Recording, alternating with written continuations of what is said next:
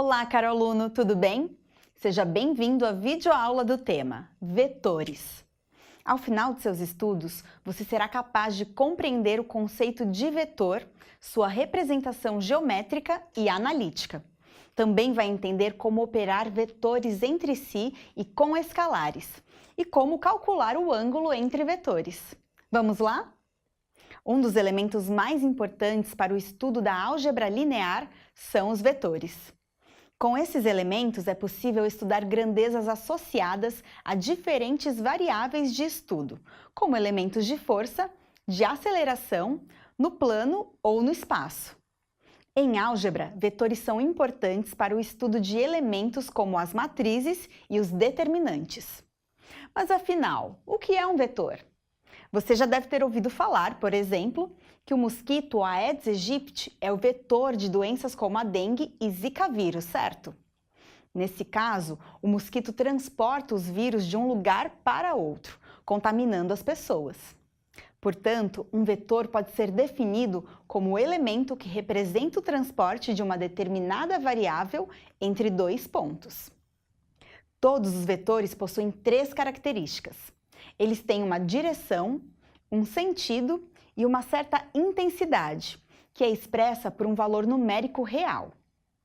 Você pode representar um vetor como um elemento que apresenta uma seta na parte superior. Este vetor é formado por um segmento de reta que une dois pontos, um de origem e um de extremidade. Ele pode ser representado por uma seta que liga esses dois pontos, como segmento. Esse segmento une dois pontos que estão inscritos em um plano bidimensional formado por dois eixos, que expressam grandezas numéricas reais.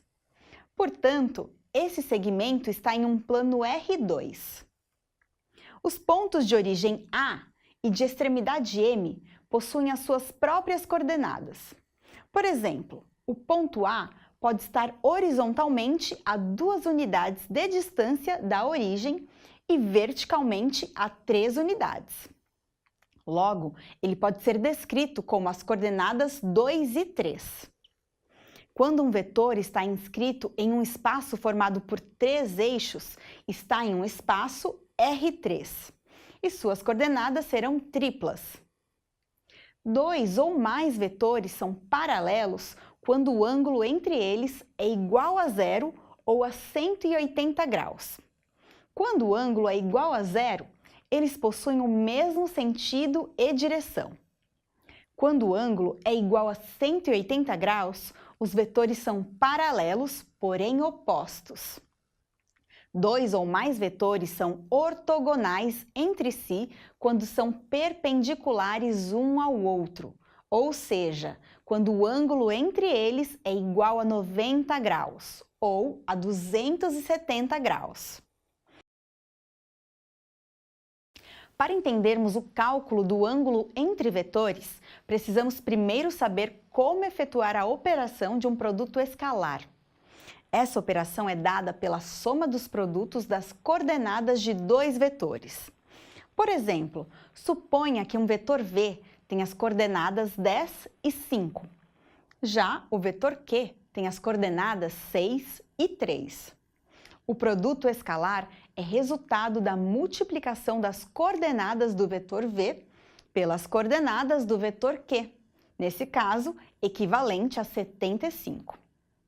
Assim, podemos obter o ângulo x entre dois vetores, dividindo seu produto escalar pelo resultado da multiplicação entre os módulos dos dois vetores. O resultado será o valor do cosseno do ângulo x.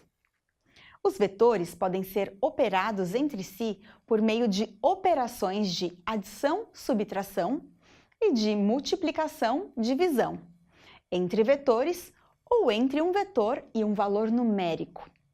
Quando um vetor é multiplicado por um valor real e positivo, seu comprimento aumentará na mesma proporção do valor k, sendo mantidos a direção e o sentido do vetor. Por exemplo, ao multiplicar um vetor por 3, o comprimento do vetor resultante será 3 vezes maior que o original. Quando k é menor que zero, o vetor resultante será oposto ao vetor original, devido à inversão do sinal. O comprimento desse vetor será proporcional ao valor de k. Já quando k é igual a zero, o vetor se torna nulo. Vetores nulos estão situados sobre o ponto zero do plano ou do espaço. Quando dois ou mais vetores são paralelos, eles podem ser adicionados entre si. Nesse caso, você deve somar ou subtrair os valores de coordenadas para obter o valor resultante. Bem, chegamos ao final da nossa videoaula. Esperamos que você tenha aproveitado o nosso encontro.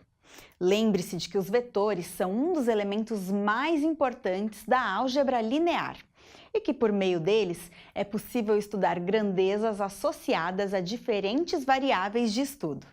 Agradecemos a companhia e até breve!